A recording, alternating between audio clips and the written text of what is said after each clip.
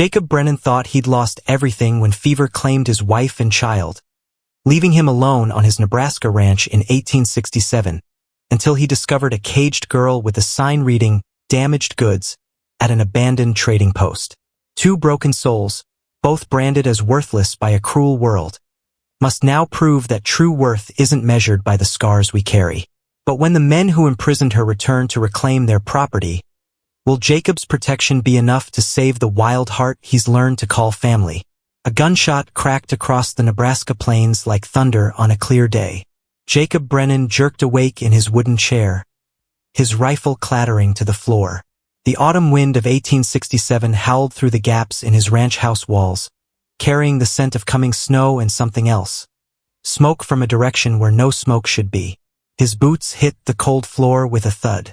3 years of sleeping in that chair instead of his empty bed had made his back stiff as old leather. Through the frost-covered window, he could see his cattle huddled together near the barn, their breath creating small clouds in the morning air. Everything looked normal, but something felt wrong. Jacob pulled on his heavy coat and stepped onto the porch.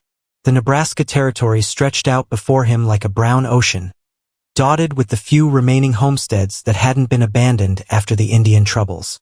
His own spread sat on a small rise, giving him a clear view for miles in every direction. That's when he saw it. A thin line of gray smoke rising from the old Morrison trading post, 20 miles to the east. Nobody had lived at Morrison's place for 2 years. Not since the Cheyenne raids had driven most folks south to safer territory. The trading post sat empty and broken, its windows boarded up and its roof caving in. So why was smoke coming from its chimney? Jacob's stomach growled, reminding him he'd fallen asleep without supper again. He'd been doing that more often lately, forgetting to eat, forgetting to care for himself the way Margaret used to remind him. His wife had been gone 3 years now, taken by the same fever that claimed their baby son. Some days it felt like yesterday. Other days it felt like a lifetime. He walked to the small hill behind his house where 2 wooden crosses stood against the gray sky. The wind had worn the words on Margaret's cross until they were barely readable. Margaret Brennan, beloved wife, 1834 to 1864. The smaller cross next to it simply read, Baby Brennan, too soon for this world. Morning, Maggie, he said softly, pulling a few weeds that had grown around the graves. Something strange is happening over at Morrison's place. Smoke coming from the chimney. Might be drifters or could be trouble. The wind was his only answer, but Jacob could almost hear Margaret's voice telling him to be careful, to think before acting. She'd always been the smart one, the one who kept him from making foolish choices. Back at the house, Jacob fried some eggs and bacon over his wood stove. The kitchen still held traces of Margaret's touch, dried herbs hanging from the ceiling, her favorite blue plates on the shelf, the rocking chair by the window where she used to sit and watch for his return from the fields. Now dust covered everything, and the silence felt thick enough to cut with a knife.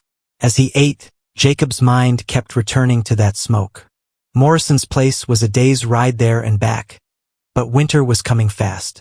If someone was squatting there, they might freeze when the real cold hit. Or they might be up to no good, using the abandoned building as a hideout. After breakfast, Jacob saddled his horse, a sturdy brown mare named Belle. She'd been Margaret's horse originally, gentle and smart, with eyes that seemed to understand more than most people. Belle nickered softly as he tightened the saddle, sensing they were going somewhere different than their usual rounds checking cattle and fences. Just a quick look, girl, Jacob said, patting her neck. We'll be back before dark. The ride across the plains gave Jacob time to think. 3 years ago, this land had been full of hope and promise. Families were settling, building homes, starting farms and ranches. The railroad was coming, bringing civilization and prosperity. Then the trouble started: Indian raids, drought, disease. One by one, the neighbors had packed up and left, heading back east or south to safer places. Now Jacob felt like the last man in a ghost town. His nearest neighbor was 15 miles away, and he hadn't seen another soul in weeks. The loneliness ate at him like acid, making him wonder why he stayed. What was the point of keeping a ranch running when there was no one to share it with? But something kept him here. Maybe it was stubbornness. Maybe it was the memory of Margaret's dreams for this place. Or maybe it was just that he didn't know where else to go. The sun climbed higher as Belle carried him across the rolling hills. Prairie grass bent under the wind, creating waves like water across the landscape. In the distance, a hawk circled lazily, searching for prey. The beauty of the land still took Jacob's breath away sometimes, even through his grief. As they got closer to Morrison's place, Jacob began to smell the smoke more strongly. It wasn't just with smoke. There was something else mixed in, something that made his nose wrinkle. Belle's ears perked forward, and she began to step more carefully, as if sensing danger ahead. The trading post came into view as they crested a small hill. The building looked even more run down than Jacob remembered, with boards missing from its sides and weeds growing up around its foundation. But smoke was definitely rising from the chimney, and he could see fresh horse tracks in the dirt around the building. Jacob dismounted and tied Belle to a scrub oak a safe distance away. He pulled his rifle from its saddle holster and checked to make sure it was loaded. 3 years of living alone had taught him to be ready for anything. As he approached the building on foot, stepping carefully to avoid making noise, Jacob heard something that made his blood run cold. It wasn't quite human, wasn't quite animal. A sound of distress that seemed to come from behind the building. His grip tightened on his rifle as he moved around the corner to investigate. What he found there would change everything. The cage sat in the shadow of the trading post like a nightmare made real. Jacob blinked hard, thinking his eyes were playing tricks on him, but the iron bars remained solid and terrible in the afternoon light. Inside the small prison, barely large enough for a grown dog, a child sat hunched against the far corner. She couldn't have been more than 8 or 9 years old. Her dark hair hung in tangled mats around her face, and her dress, once probably blue, was now torn and stained with dirt and worse things. Around her thin neck hung a wooden sign that made Jacob's hands shake with rage. Damaged goods. The girl's eyes met his through the bars. They were brown, like rich earth, but held no hope, no trust, no expectation of rescue. She looked at him the way a wild animal looks at a hunter, waiting to see if this new threat would bring more pain or simply a quicker end to suffering. "Sweet Jesus," Jacob whispered, dropping to his knees beside the cage. "Who did this to you?"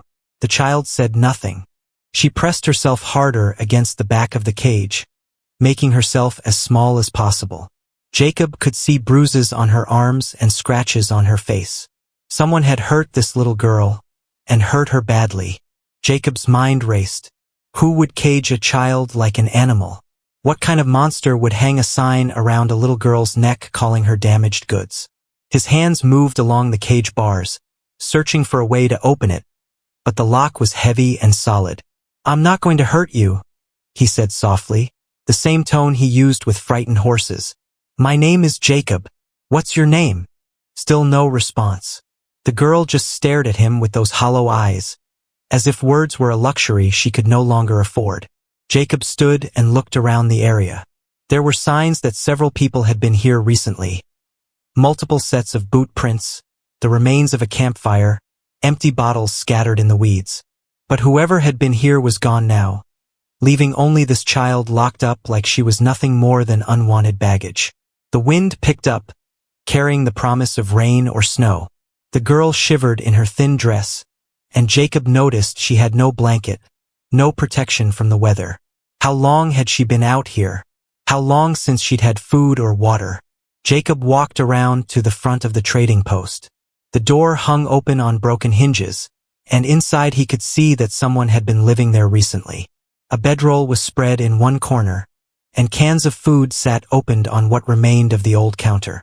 Whoever had been keeping the girl prisoner had made themselves comfortable while she suffered outside in the cold.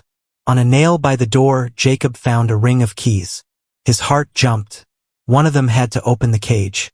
But as he turned to go back to the girl, he heard the sound of horses approaching from the west. 3 riders were coming fast across the plains, their horses kicking up clouds of dust. Jacob's military training from the war kicked in automatically. He could see they were armed, and something about the way they rode suggested they weren't friendly visitors. Jacob ran back to the cage. "Listen to me," he told the girl urgently. "Some men are coming. I don't know if they're the ones who put you here, but I'm going to get you out. Can you run if you need to?" For the first time, the girl showed some emotion.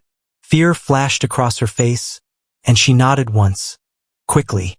Jacob tried key after key in the lock, his hands shaking with urgency. The sound of approaching hooves grew louder. Finally, the fourth key turned, and the lock clicked open. "Come on," Jacob said, swinging the cage door wide. "We need to go. Now." But the girl didn't move. She stared at the open door as if it might be a trap. Another cruelty in a life that had apparently known too many. Freedom, it seemed, was a concept she no longer believed in. "Please," Jacob said, extending his hand toward her. "I promise I won't hurt you. But those men will be here any minute." The sound of the horses was very close now. Jacob could hear voices, rough and angry sounding. The girl's eyes went wide with terror, and suddenly she was moving, scrambling out of the cage and grabbing Jacob's outstretched hand. Her fingers were so small and cold in his. She weighed almost nothing as he lifted her and ran toward where Belle waited. Behind them, he could hear the riders pulling up to the trading post, shouting to each other. "Where is she?" one voice bellowed. "The cage is empty. Search the area," another man yelled. "She can't have gone far on foot." Jacob reached Belle and lifted the girl onto the saddle before mounting behind her. She sat stiff as a board in front of him, trembling like a leaf in a storm. As Belle began to move, Jacob looked back and saw 3 men examining the empty cage. One of them pointed in their direction. "There!" the man shouted. "Someone's got her." The chase was on. Jacob urged Belle into a gallop, one arm around the girl to keep her secure, the other holding the reins. Belle was a good horse, but she was carrying double weight against 3 fresh mounts. The men behind them were gaining ground. "What's your name?" Jacob asked the girl as they rode, hoping to keep her calm. She turned her head slightly, and for a moment he thought she might answer. Instead, she just looked ahead and held tight to the saddle horn. Thunder rumbled overhead, and the first fat raindrops began to fall. The storm that had been threatening all day was finally arriving, and Jacob realized it might be their salvation. Rain would make tracking difficult, and he knew this country better than most strangers would. But first they had to stay ahead of their pursuers long enough to reach safety.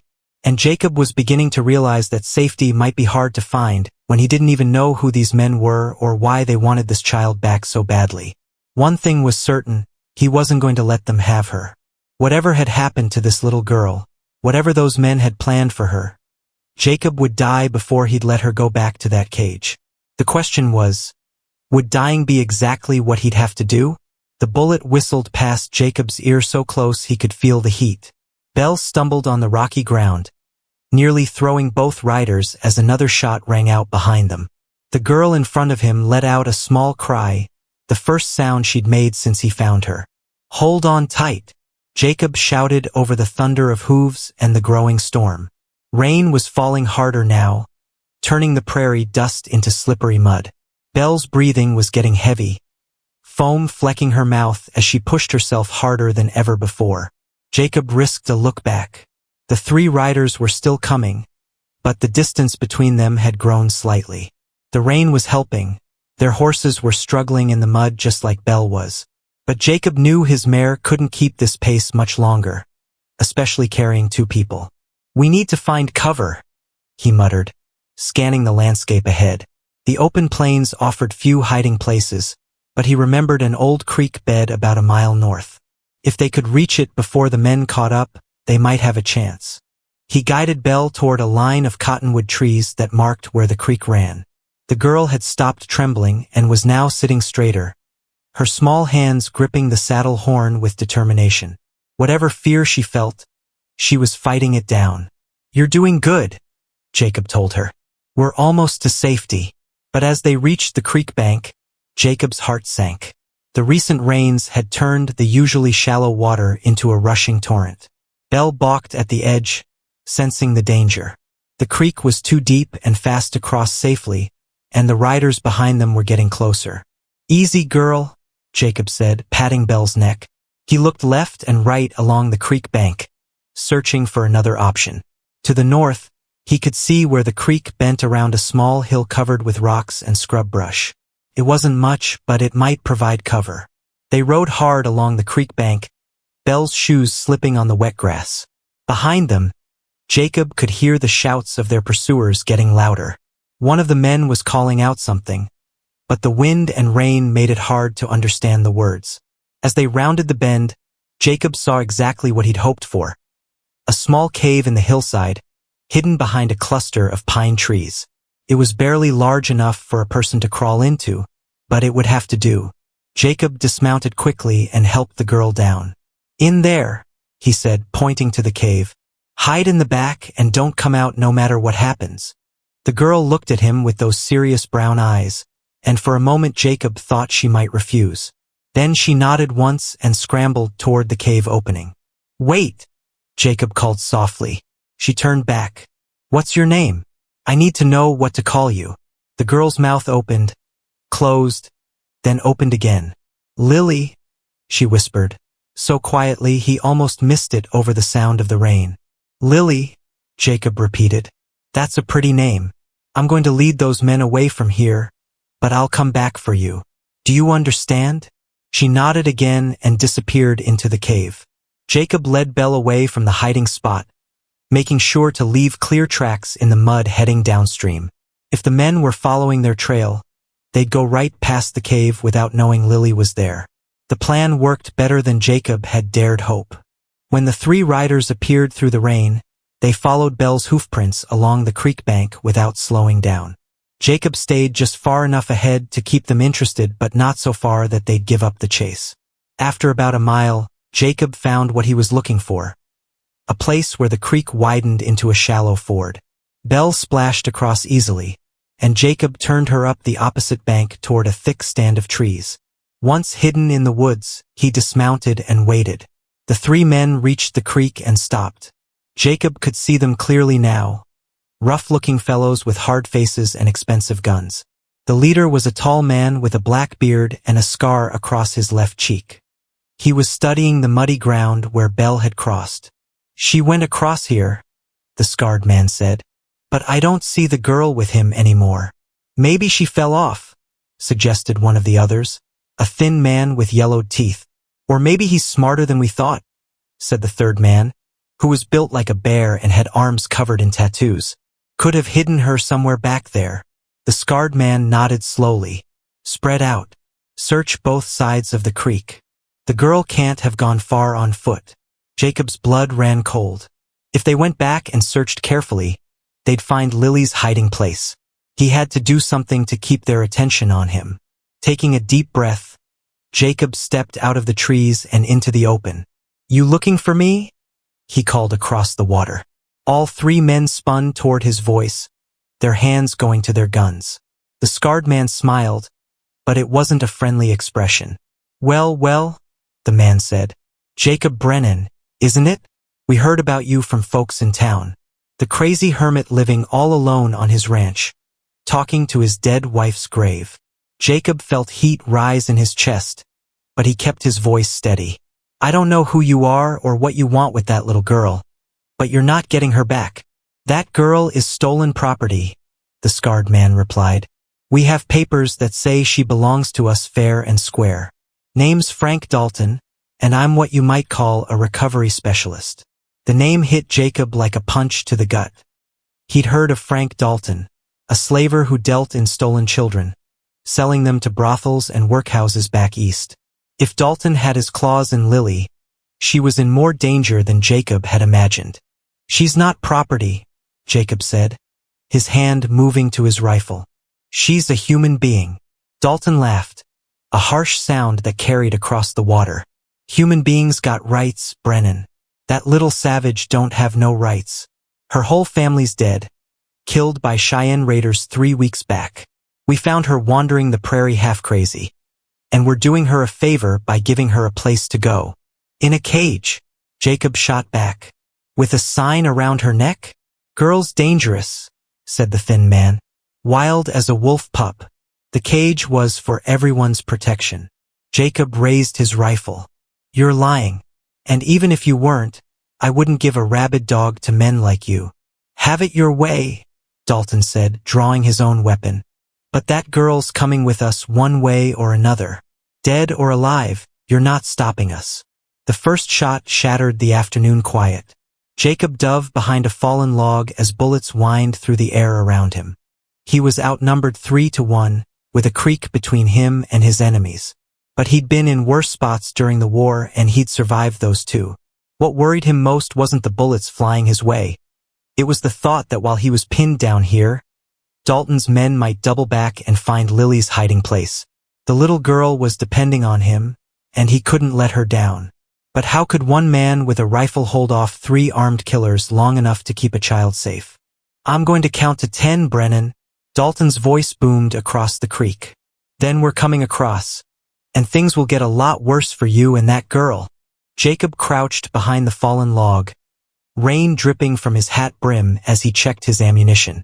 6 shots left in the rifle, plus the shells in his pocket. Not much against 3 men, but it would have to be enough. The problem wasn't just the numbers, it was time. Every minute he spent here was another minute Lily sat alone in that cave, cold and scared and probably thinking he'd abandoned her like everyone else in her short life. The thought of her waiting in the dark made his chest tight with worry. "1," Dalton called out. Jacob peered around the end of the log. The 3 men had spread out along the creek bank, making it impossible to watch all of them at once. Dalton stayed in the center while his companions moved to flank him on both sides. 2. A new sound caught Jacob's attention, horses approaching from the east. His heart hammered as he wondered who else might be coming. More of Dalton's men? Or maybe help from somewhere unexpected? Through the rain, Jacob could see 2 riders approaching the creek. One was wearing a long coat that flapped in the wind, and the other had a wide-brimmed hat pulled low over his face. They were moving carefully, like they were trying not to be seen. 3. The newcomers stopped about 50 yards downstream from where Dalton and his men waited. Jacob squinted through the rain, trying to make out who they were. The man in the long coat raised something to his eyes, a spyglass, Jacob realized. They were watching the confrontation. 4. Jacob made a decision. He couldn't wait any longer to find out whose side the new arrivals were on. Lily was depending on him and he had to act. He raised his rifle and took careful aim at Dalton. 5. The shot echoed across the creek. Dalton dove for cover as the bullet kicked up mud inches from his boots. Jacob immediately rolled to a new position as return fire peppered the area where he'd been hiding. 6. Dalton yelled, his voice now angry instead of confident. Jacob fired again, this time at the thin man who was trying to work his way closer to the creek. The man yelped and scrambled backward, clutching his shoulder. 7. More shots came Jacob's way, but the men were shooting wild now, rattled by his accurate return fire. Jacob used the moment to look downstream again. The 2 mysterious riders had moved closer and split up, one on each side of the creek. 8.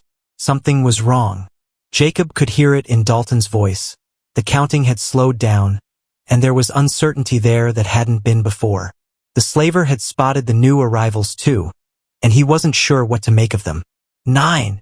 One of the downstream riders raised his rifle. For a terrifying moment, Jacob thought the weapon was aimed at him. Then the stranger fired, and the bear-like man on Dalton's left spun around and fell with a grunt of pain. What the? Dalton spun toward the new threat, his attention completely off Jacob now. The second stranger was already across the creek, his horse splashing through the shallow water downstream. He had a badge pinned to his coat, a U.S. Marshal star that caught the light even in the gray afternoon. "Frank Dalton," the marshal called out. "You're under arrest for trafficking in stolen children." Dalton's scarred face went pale. "Marshal Hayes," he said, "this is just a misunderstanding. We're recovering stolen property, nothing more." "The only thing stolen here is that little girl's freedom," Hayes replied, his rifle trained on Dalton. "And I've got witnesses who say you've been selling children to brothels from here to Kansas City." Jacob used the distraction to move closer to the creek. If he could get across while the marshal had Dalton's attention, he might be able to end the standoff without anyone else getting hurt. But the thin man with the wounded shoulder spotted Jacob's movement. "Look out!" he yelled, swinging his gun toward Jacob. Jacob dove into the creek as bullets splashed around him. The water was shockingly cold, and the current was stronger than it looked. He struggled to keep his rifle above water as he fought his way toward the opposite bank. Dalton was shooting at Marshal Hayes now, using his wounded companion as cover. The second lawman was trying to circle around behind them, but the bear-like man was back on his feet and shooting despite his injury.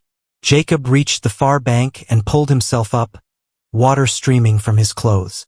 He was behind Dalton now, with a clear shot at the slaver's back. But something made him hesitate. Maybe it was the memory of the war when he'd killed men in battle and never quite gotten over it. "Drop your weapons," Jacob called out instead. "You're surrounded." Dalton spun around, his eyes wide with surprise and fury. "You should have minded your own business, Brennan." The slaver's gun was coming up when Marshal Hayes fired. Dalton stumbled, clutching his chest, then fell face-first into the mud. The thin man threw down his weapon immediately, his hands shaking as he raised them over his head. "Don't shoot," he begged. "I surrender. I was just following orders." The bear-like man was still standing, but blood was running down his arm and his face was gray with pain. He looked at his fallen leader, then at the two marshals with their rifles trained on him. "Smart choice," Hayes said as the big man dropped his gun. "Now get on your bellies, both of you. Hands behind your heads." Jacob stood in the mud, rain washing the creek water from his clothes, hardly believing it was over. Marshal Hayes walked over to him, a grim smile on his weathered face. "Jacob Brennan? I'm Deputy Marshal Tom Hayes. We've been tracking Dalton's gang for 3 months, ever since they hit that wagon train near Fort Kearny." "The wagon train," Jacob repeated. "That's where they got Lily." Hayes nodded. "Little girl about 8 years old? Dark hair? Brown eyes? Her parents were killed in the attack, along with 6 other people. Dalton's been using her as bait to lure in good-hearted folks like yourself." Jacob felt sick. "Bait? His specialty," the second marshal explained as he joined them. "Find a child in trouble, let some decent person rescue her, then follow them home and rob them blind. Sometimes worse than that." "But why keep her in a cage?" Jacob asked. "Why treat her so badly?" Hayes's expression darkened. "Because Frank Dalton was a monster who enjoyed other people's suffering. The world's a better place without him." Jacob thought about Lily, alone in that cave, probably wondering if he was ever coming back. "I need to get the girl," he said. "She's hiding about a mile upstream, scared out of her mind." "We'll come with you," Hayes said. "That little girl's been through enough. She needs to know she's safe now." As they rowed upstream together, Jacob found himself thinking about something strange. For the first time in 3 years, he hadn't been completely alone in a crisis. The marshals had appeared just when he needed them most. Like an answer to a prayer, he hadn't even known he was praying. Maybe Margaret had been watching over him after all. Maybe she'd sent help when he needed it most to save a child who had no one else in the world. The question now was what would happen to Lily once the immediate danger was over. Where did a little girl go when she had no family left and no home to return to? The cave was empty. Jacob's heart stopped as he stared into the dark opening where Lily should have been hiding.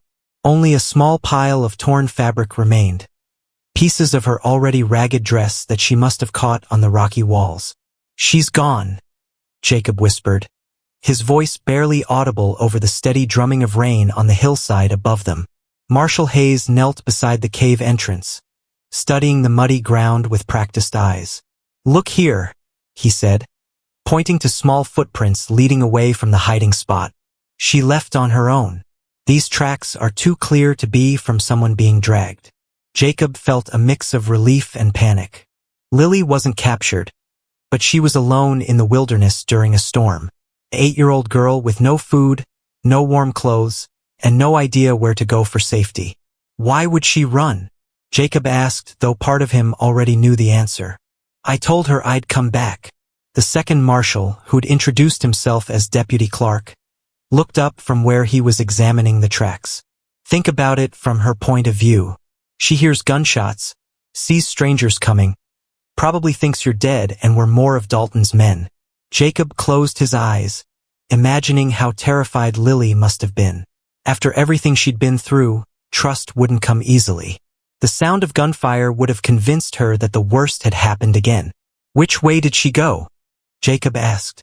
Hayes pointed north, following the small footprints. Toward the high country. There's rough terrain up there. Lots of places for a small person to hide, but also lots of ways to get lost or hurt. They mounted their horses and began following Lily's trail. The rain was washing away her tracks in some places, but Hayes proved to be an excellent tracker. He could spot signs that Jacob would have missed. A bent blade of grass, a small handprint on a tree trunk, disturbed pebbles on a rocky slope. As they climbed higher into the hills, Jacob's worry grew.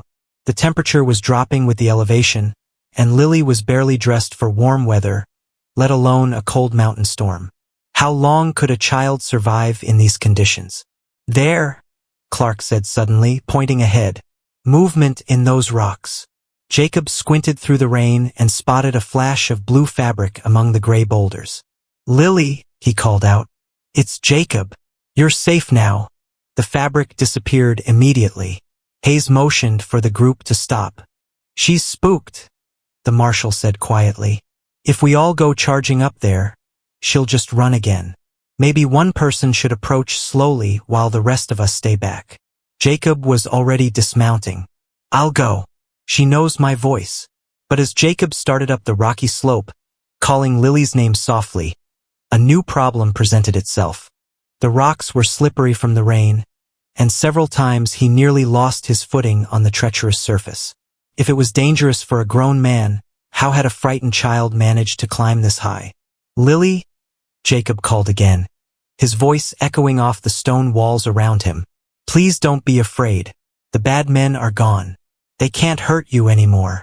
A small voice answered from somewhere above him. You're lying. I heard the shooting. Everyone who tries to help me dies. Jacob's heart broke at the pain in her voice. This child had learned to expect loss, to believe that caring for her brought death to others. How do you convince someone so young that the world isn't always cruel? I'm alive, Lily, Jacob said, continuing his careful climb. Marshal Hayes and Deputy Clark are here too. They're the good men who stopped the bad ones. Marshals lie too, came the bitter reply. The man who put me in the cage said he was protecting me from worse things. Jacob found her huddled in a small cave formed by 3 large boulders. She was shivering violently, her lips blue with cold, her arms wrapped around her knees. The sight of her, so small and alone, made Jacob's chest ache. May I sit down? He asked, staying at the cave entrance rather than moving closer. Lily studied his face for a long moment, then nodded slightly. Jacob settled himself on a flat rock just outside her hiding place, close enough to talk but far enough away that she wouldn't feel trapped. I know you don't trust easily, Jacob said, and you have good reason not to, but I want to tell you something true. Those men who hurt you, they're gone forever. Marshal Hayes shot their leader, and the others are in chains. But more will come, Lily said, her voice hollow with certainty. There are always more bad men. My mama told me that before she died. Jacob felt a chill that had nothing to do with the cold mountain air. Your mama was trying to protect you by making you careful. But she didn't know there would be good people too. People who care about you and want to keep you safe. Everyone who cares about me dies, Lily whispered. Mama, Papa, baby Samuel. Even the nice lady on the wagon train who gave me her shawl. They're all dead because of me. No, Jacob said firmly. They died because bad things happen sometimes. Not because of you. Never because of you. For the first time, Lily looked directly at him. Then why am I still alive when everyone else is dead? The question hit Jacob like a physical blow. It was the same question he'd asked himself every day for 3 years. Why had he survived when Margaret and their baby hadn't? Why did some people get to live while others were taken away? I don't know, Jacob admitted. But maybe we're both still here because we're supposed to take care of each other. Maybe that's what people do when they've lost everything. They find each other and start over. Lily was quiet for a long time, studying Jacob's face as if trying to decide whether to believe him. Finally, she spoke in a voice so small he had to strain to hear it. The men said I was broken. That's why they put that sign around my neck. Damaged goods don't get real families. Those men were wrong about everything, Jacob said. You're not broken, Lily. You're hurt, and that's different. Hurt things can heal if they're cared for properly. Below them, Jacob could hear Hayes and Clark calling out, their voices growing worried. The storm was getting worse, and they needed to find shelter soon. I have a warm house, Jacob said, with a fireplace and hot food and books to read. Would you like to come stay there for a while? Just until you decide what you want to do next. Lily's eyes filled with tears. What if something bad happens to you because of me? What if something good happens because of you? Jacob countered. My house has been too quiet for too long. Maybe it needs the sound of someone else living in it. For a moment, Jacob thought she might say yes. Then lightning flashed overhead, followed immediately by a crack of thunder that seemed to shake the mountain itself. Lily pressed herself deeper into the cave, terror replacing the small hope that had been growing in her eyes. The storm spirits are angry, she whispered. Mama said they come for people who bring bad luck to others. Jacob realized that someone, maybe her mother, maybe the people who'd caged her, had filled this child's head with superstitions designed to make her afraid of her own existence. Breaking through that kind of fear would take more than words. It would take time, patience, and proof that the world could sometimes be kind. But first, they had to survive the storm that was rapidly turning into the worst weather Jacob had seen in years. Lightning split the sky like a crack in heaven's ceiling, and the thunder that followed shook rocks loose from the cliff above them. Lily screamed and pressed herself against the back of the small cave, convinced the storm spirits had found her at last. It's just weather, Jacob said, but his own voice was tight with worry. In the few minutes they'd been talking, the storm had grown into something truly dangerous. The wind was howling now, driving rain horizontally across the mountainside and making it almost impossible to see more than a few feet in any direction. Below them, Marshal Hayes was shouting something, but his words were lost in the roar of wind and water. Jacob could barely make out the shapes of the 3 horses huddled together among the rocks, their heads down against the driving rain. We can't stay here, Jacob told Lily. This cave isn't big enough to protect us if the storm gets worse. I'm not leaving, Lily said, her voice shrill with panic. The spirits will see me if I go outside. Jacob looked around the small space. She was right that it offered some protection from the rain, but the cave was shallow, and water was already beginning to pool on the rocky floor. If the storm continued to intensify, they could be washed out or struck by falling rocks. Lily, listen to me, Jacob said, trying to keep his voice calm. Storms don't have spirits. They're just wind and rain and lightning, natural things that happen in nature. Then why do people die in them? Lily shot back. Why did the storm that night kill everyone in our wagon train except me? Jacob paused. He hadn't known the details of how her family died, and this wasn't the time to ask for the full story. But he could see that in Lily's mind, the storm and the attack had become connected. Both were forces of destruction that took away everyone she loved. Sometimes storms are dangerous, Jacob admitted. That's why we need to get to real shelter. My house isn't far from here, and it's built strong. We can wait out the storm there, nice and warm. Another lightning flash lit up the mountainside, and Jacob saw something that made his blood run cold. The creek below was rising fast, fed by the torrential rain and runoff from higher up the mountain. What had been a shallow stream an hour ago was now a raging torrent that had already reached the level where they'd left the horses. Hayes and Clark were moving their animals to higher ground, but Jacob could see they were having trouble. The horses were spooked by the lightning and difficult to control in the wind and rain. Lily, we have to go now, Jacob said urgently. The water is coming up fast. But when he turned back to the cave, Lily was gone. She'd somehow slipped past him while he was watching the creek, disappearing into the storm like a ghost. "Lily!" Jacob shouted, his voice barely audible over the wind. He scrambled around the rocks, searching frantically for any sign of her. How could a child move so quietly? How could she vanish so completely in just a few seconds? Then he heard it, a sound that made his heart stop. From somewhere higher up the mountain came a thin cry, cut short as if by sudden terror. Lily was climbing higher into the storm, probably trying to find a better hiding place. Jacob began climbing, using his hands as much as his feet on the slippery rocks. The rain stung his face like needles, and the wind tried to push him off the mountain with every step. But somewhere above him was a frightened child who believed she was cursed, and he couldn't give up on her. The rocks were getting more treacherous as he climbed higher. Several times, Jacob's foot slipped and he nearly fell, catching himself at the last second on a protruding stone or scraggly bush. If it was this dangerous for him, what was it like for Lily? "Lily!" he called again. "Please answer me. I can't help you if I can't find you." This time he heard a response, a weak voice coming from somewhere to his left. Jacob changed direction, working his way along a narrow ledge that was becoming more precarious with every step. He found her trapped on a small outcropping of rock, unable to go forward or back. The stone shelf she was standing on was only about 3 feet wide, with a steep drop on one side and an unclimbable rock face on the other. She was pressed against the wall, tears streaming down her face. "I can't get down," she sobbed. "I'm stuck, and the water's coming up." Jacob looked below and saw that she was right. The flood from the creek was spreading out across the lower areas, turning the landscape into a temporary lake. Even if they could get down from this height, there might be nowhere safe to go.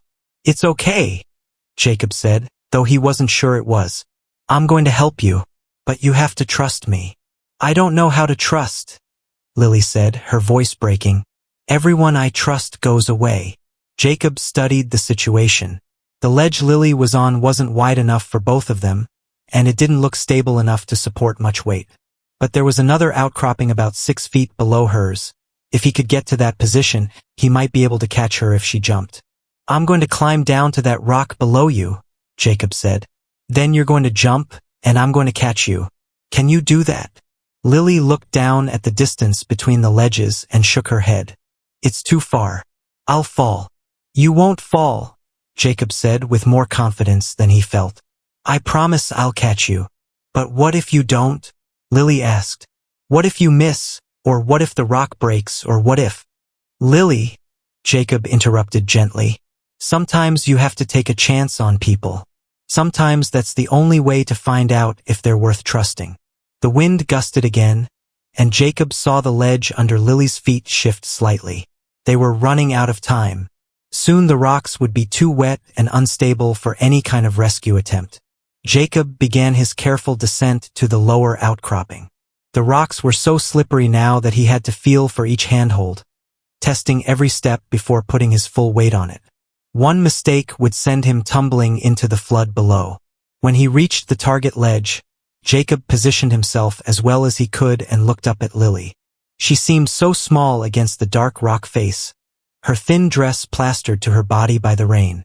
"I'm ready," Jacob called up to her. "You have to jump now, before the storm gets worse." Lily looked down at him, then at the swirling water below, then back at Jacob's upturned face.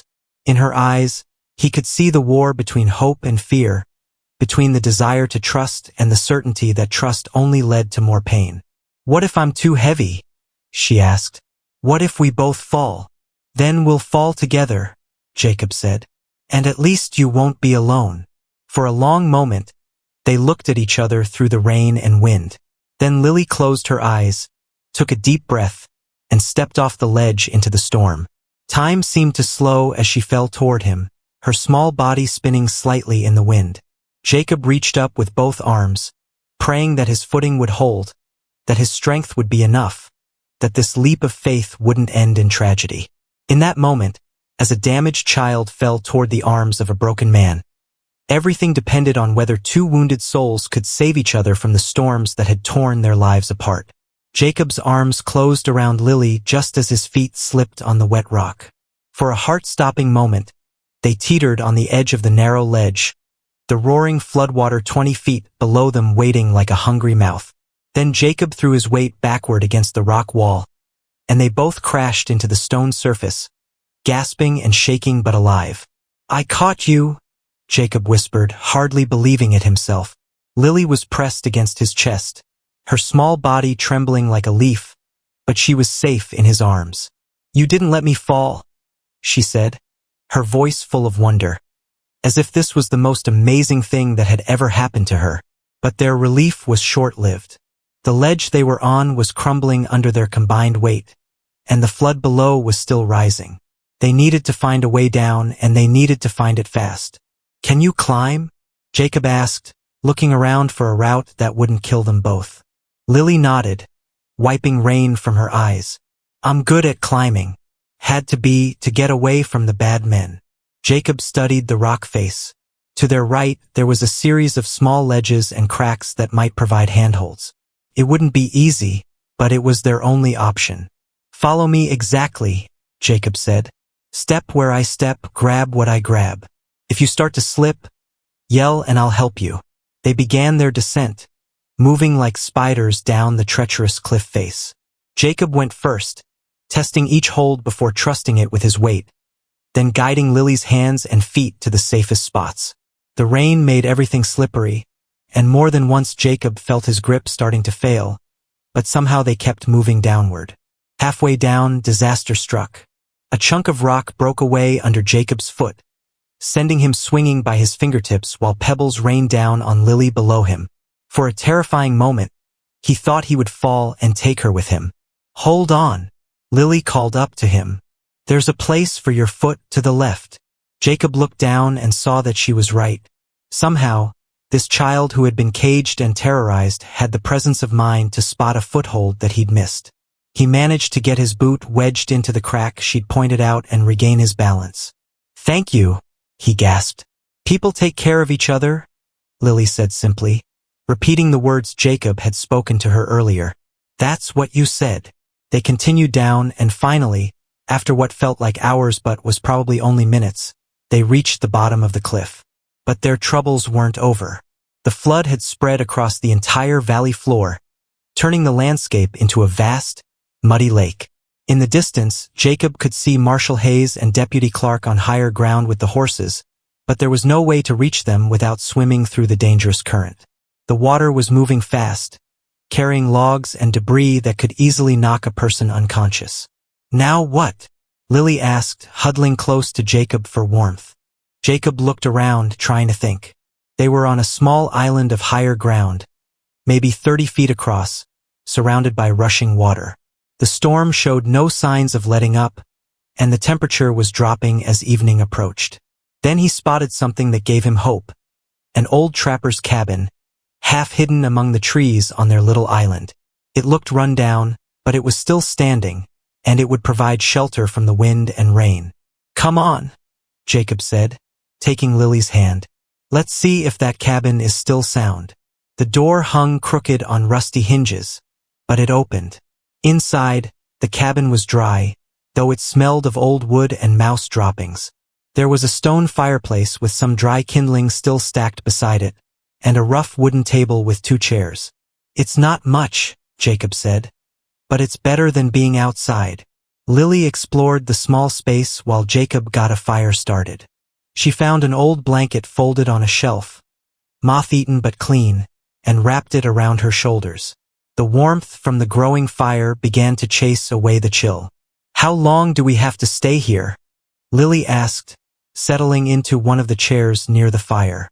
"Until the water goes down," Jacob said. "Could be a few hours, could be overnight. Depends on how long the storm lasts." They sat in comfortable silence for a while, listening to the rain on the roof and the crackle of the fire.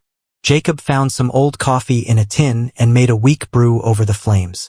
Lily made a face when she tasted it, but she drank it anyway for the warmth. "Jacob," Lily said finally, "what's going to happen to me after the water goes down?" The question Jacob had been dreading. He'd been so focused on keeping her safe from immediate danger that he hadn't thought much about the future. What did happen to an orphan child in the Nebraska territory? Where would she go? Who would care for her? I don't know, Jacob admitted. But we'll figure something out. Maybe the marshals know of a family somewhere who would take you in. A family that wants damaged goods? Lily asked quietly. You are not damaged goods, Jacob said firmly. Don't ever call yourself that again. Lily stared into the fire, her small face serious. The man who put me in the cage said families only want perfect children. Children who don't have bad luck following them around. Jacob felt anger rise in his chest again at the cruelty this child had endured. That man filled your head with lies to make you easier to control. Real families don't work that way. How do they work? Lily asked. The simple question hit Jacob harder than he'd expected. How did he explain family to a child who'd lost hers and been told she was cursed? How did he talk about love and belonging when his own family was buried on a hill behind his ranch? Families are about choosing to care for each other, Jacob said slowly. It's not about being perfect. It's about wanting to be together, even when things are hard. Did you have a family? Lily asked. Jacob's throat tightened. I did. My wife Margaret and we had a baby boy. They both died of fever 3 years ago. Lily's eyes went wide. So you know about losing people too? I do, Jacob said. And I know how much it hurts.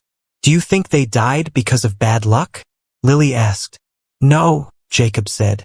I think they died because sometimes terrible things happen to good people, and there's no reason for it. It's not anybody's fault. Lily considered this.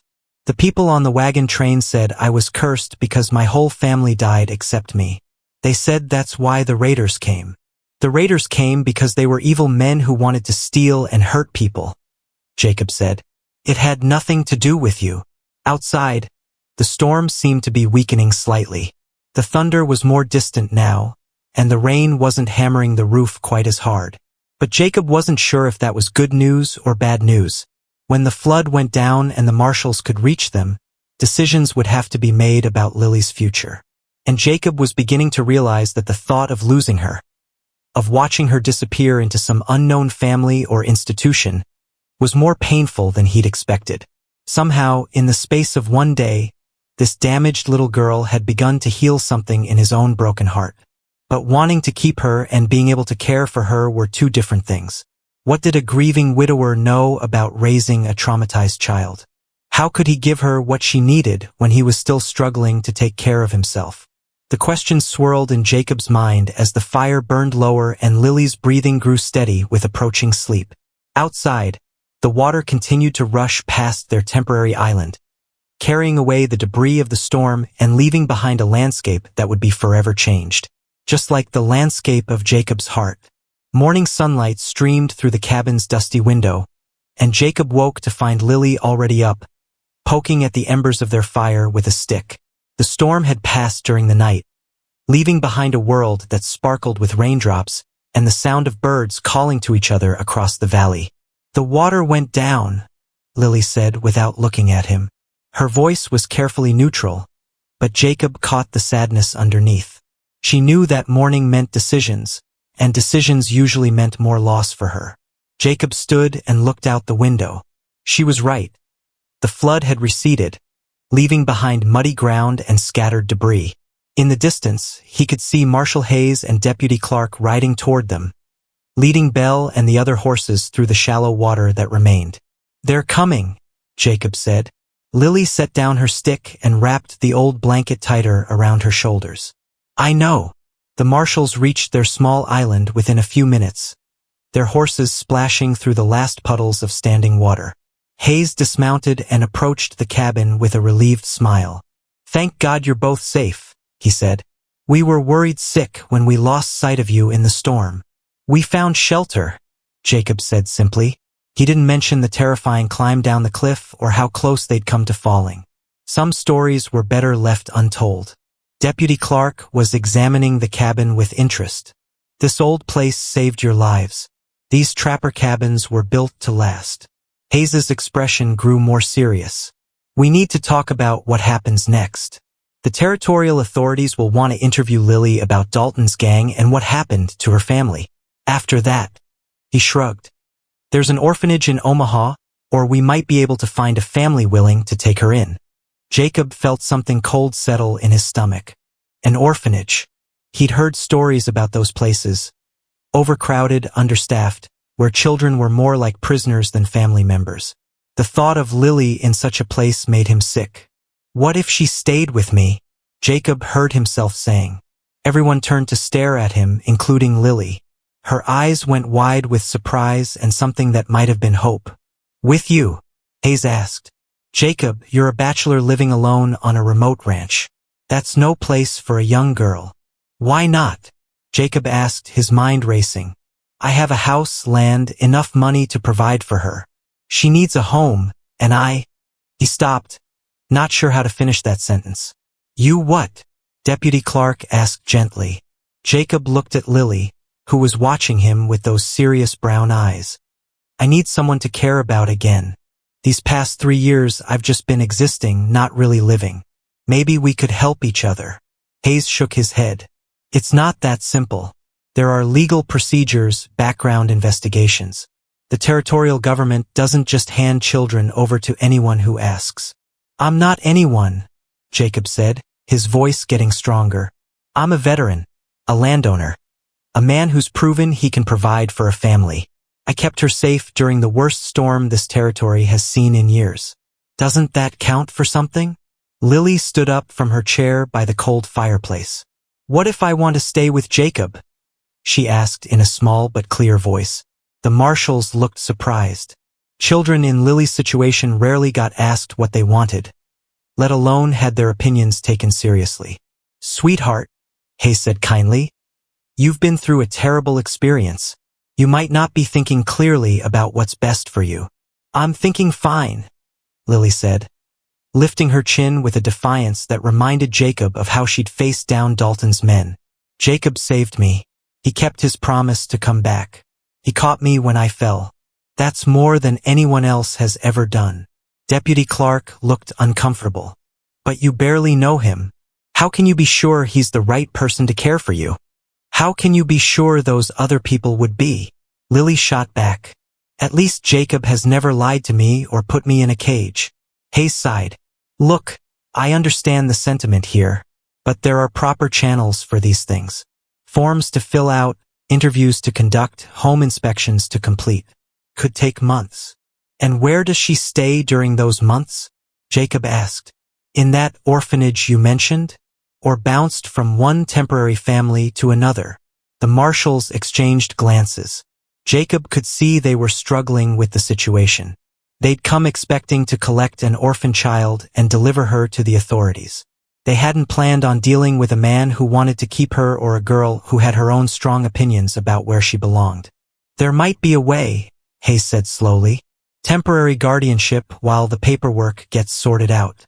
But it would require the territorial judge's approval, and he's not exactly known for his flexibility.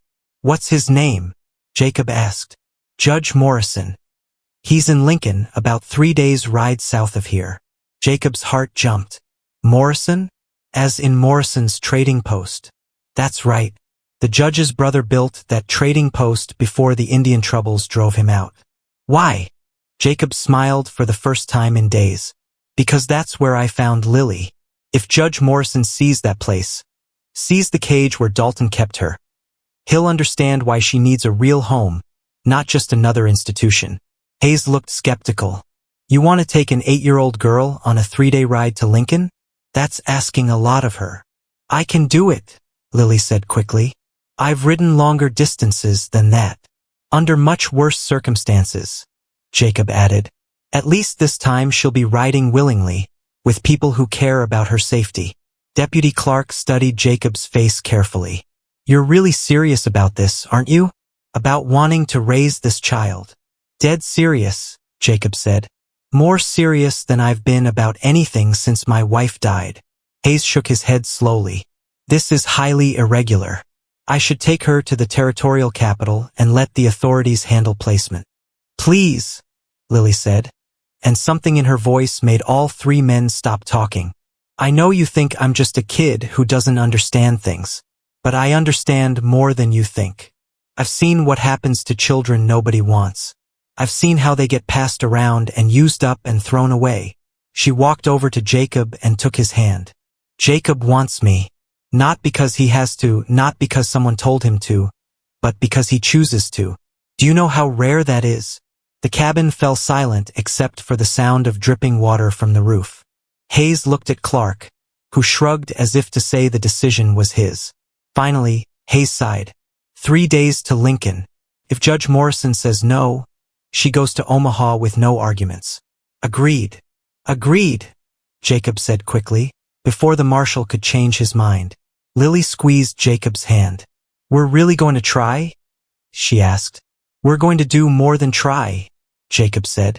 We're going to convince that judge that families aren't always made the traditional way. Sometimes they're made by choice, by two people who decide they belong together. As they prepared to leave the cabin and begin the journey to Lincoln, Jacob felt something he hadn't experienced in 3 long years. Hope for the future. Not just his future, but their future together. But first they had to convince a territorial judge that a damaged man and a so-called damaged girl could make each other whole. Judge Morrison's gavel hit his desk like a gunshot, making everyone in the small courtroom jump. The elderly man's gray beard couldn't hide his scowl as he glared down at Jacob and Lily from his high wooden chair. Behind them, Marshal Hayes shifted uncomfortably in his seat, clearly wishing he was anywhere else. Mr. Brennan, the judge said, his voice sharp as winter wind. You expect me to believe that a man who talks to graves and lives like a hermit is suitable to raise a child? Jacob's jaw tightened. The past 3 days of travel had been the happiest he'd known in years. Watching Lily gain confidence with each mile, seeing her smile when they made camp, listening to her ask endless questions about everything from cloud shapes to bird calls. Now this bitter old man was threatening to tear it all away. Your Honor, Jacob said carefully, I may have been alone for 3 years, but I'm not crazy, and I'm certainly not a hermit. I run a successful ranch, I pay my taxes, and I've never broken the law. Running cattle doesn't qualify you to raise a traumatized child, Judge Morrison snapped. This girl needs proper care, medical attention, schooling. What can you provide that a proper institution cannot? Lily stood up suddenly, her small fists clenched at her sides. He can provide a family, she said, her voice ringing through the quiet courtroom. He doesn't look at me like I'm broken. The judge's eyebrows shot up. Young lady, children do not speak in my courtroom unless asked a direct question. Then ask me one, Lily challenged, lifting her chin defiantly. Ask me what I want. Ask me who I trust. Ask me why I ran away from every other adult who tried to help me until I met Jacob. Jacob reached for Lily's hand, trying to calm her down before she made things worse. But Judge Morrison was studying the girl with new interest, as if he was seeing her clearly for the first time. Very well, the judge said slowly. I'm asking, why should I place you with Mr. Brennan instead of sending you to the territorial orphanage where you'll have proper supervision and education? Lily took a deep breath. Because Jacob sees me as a person, not a problem to be solved. When I told him I thought I was cursed, he didn't try to convince me I was wrong. He showed me I was wrong by treating me like I mattered. The judge leaned forward. And what makes you think Mr. Brennan can provide for your needs? You're not a pet child. You require food, clothing, medical care, and schooling. He's already providing those things, Lily said. He bought me new clothes in town yesterday. He made sure I ate regular meals on our trip here. And he's been teaching me to read the signs on buildings and milestones. Jacob felt a warm surprise at her words. He hadn't realized she'd noticed his informal lessons during their journey to Lincoln. Reading road signs hardly constitutes a proper education, Judge Morrison said dryly. Marshal Hayes cleared his throat. Your Honor, if I may, I've observed Mr. Brennan and the child together for several days now. The girl was completely withdrawn when we first found her. Wouldn't speak, wouldn't make eye contact, acted like a frightened animal. Since being with Brennan, she's transformed. She's talking, asking questions, even laughing. Emotional attachment isn't the only consideration, the judge replied. There are practical matters. Mr. Brennan is unmarried. A young girl needs a woman's guidance as she grows older. There's Mrs. Patterson in town, Jacob said. She's a widow who takes in sewing work and helps with doctoring when needed. She's already agreed to help with things I can't handle myself. Judge Morrison made some notes on the papers in front of him.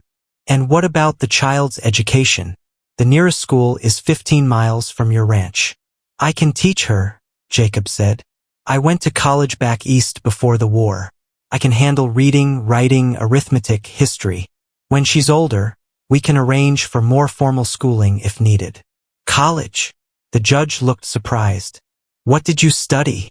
Engineering at West Point. I planned to be a soldier, but after the war. Jacob's voice trailed off. After the war, you became a farmer, Judge Morrison finished. Interesting career change. Jacob felt heat rise in his cheeks. I became a rancher because I wanted to build something instead of destroying it. I'd seen enough destruction. The judge was quiet for a long moment, studying both Jacob and Lily with sharp blue eyes. When he finally spoke, his voice was softer than before. Miss Lily, do you understand that if I grant this guardianship, you'll be living on an isolated ranch with minimal contact with other children? You'll be dependent on Mr. Brennan for everything. Food, shelter, protection, education. Are you prepared for that responsibility? Responsibility? Lily looked confused. Yes, when two people become family, they're responsible for each other. Mr. Brennan would be responsible for taking care of you, but you'd be responsible for being the kind of person worthy of that care. Can you handle that? Lily glanced at Jacob, then back at the judge. I think so. Jacob says people and families take care of each other, even when it's hard. I want to learn how to do that. Judge Morrison set down his pen and leaned back in his chair. Marshal Hayes, what's your official recommendation in this matter? Hayes stood up. Your Honor, I've seen a lot of children in bad situations during my years as a marshal. Most of them end up bitter and broken, no matter where we place them. This girl has something different. She is hope again. That's worth preserving. And you believe Mr. Brennan can preserve it? I believe they can preserve it together, Hayes said. Sometimes the best families are the ones that choose each other. The judge picked up a document from his desk and read it silently for what felt like hours.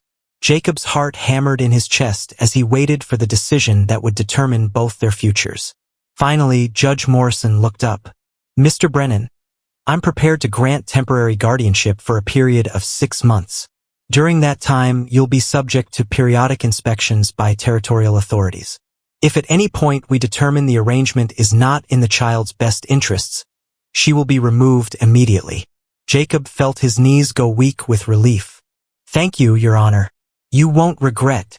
The judge held up his hand. I'm not finished. There are conditions. The child must receive regular medical checkups. She must be provided with proper schooling.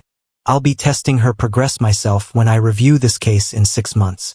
And both of you must attend weekly sessions with Reverend Miller here in town to ensure you're adjusting properly to your new family situation.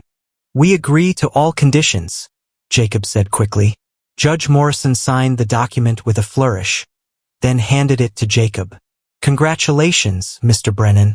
You are now the temporary legal guardian of one Miss Lily. What is your last name, child? Lily looked at Jacob, then back at the judge. I don't remember my real last name anymore. It died with my family. Can I be Lily Brennan now? The judge's stern expression softened slightly. That's up to Mr. Brennan. Jacob knelt down so he was at eye level with Lily. Would you like to be Lily Brennan? More than anything, she whispered. Then Lily Brennan you are, Jacob said, and for the first time in 3 years, he felt like he might actually be able to smile again. But as they left the courthouse together, Jacob couldn't shake the feeling that their real challenges were just beginning. Convincing a judge had been the easy part. Now they had to convince each other that they could really be a family. 6 months later, Jacob stood in the same courtroom, but everything felt different. Lily sat beside him in a new blue dress that Mrs. Patterson had sewn, her hair neatly braided and her face bright with confidence. She was reading a book while they waited, not just sounding out words, but actually reading for pleasure. Judge Morrison entered and took his seat, but his expression was far less stern than it had been during their first meeting. He'd made several surprise visits to the ranch over the past months, and each time he'd seemed more pleased with what he found. "Mr. Brennan, Miss Lily," the judge said, "we're here today to review the temporary guardianship arrangement and determine whether it should be made permanent." Jacob's heart was calmer this time, but still hopeful. The past 6 months had been challenging. There had been nightmares from Lily's past, moments when she still flinched at sudden noises, days when Jacob doubted his ability to be the father she needed. But there had also been breakthrough moments of joy that made all the difficulties worthwhile.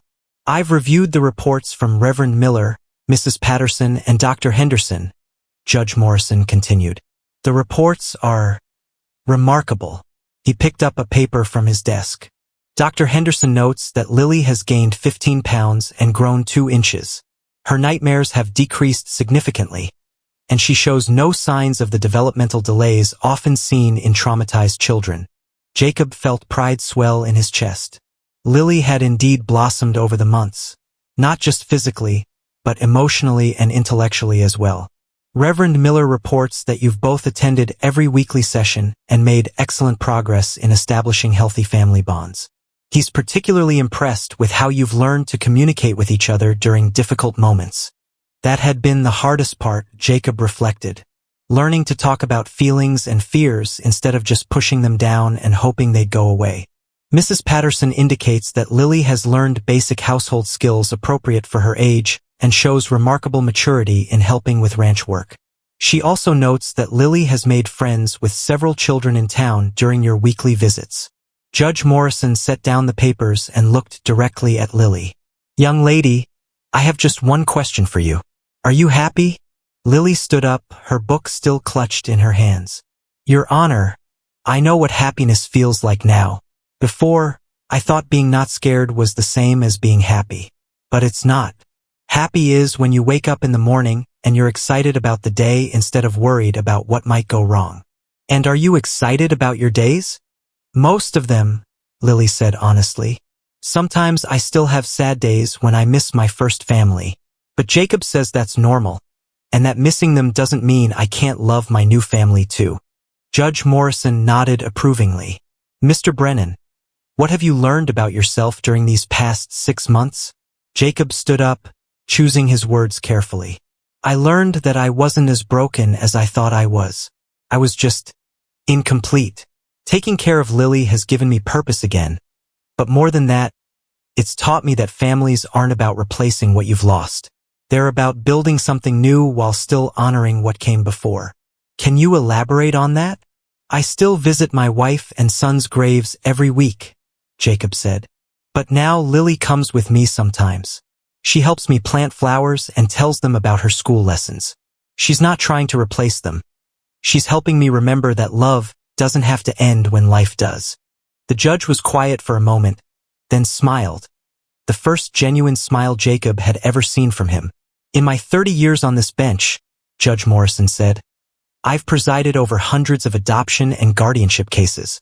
Some work out, some don't. But rarely have I seen such a clear example of 2 people healing each other." He picked up his pen and signed a document with a flourish. "I hereby grant permanent adoption papers for Lily Brennan.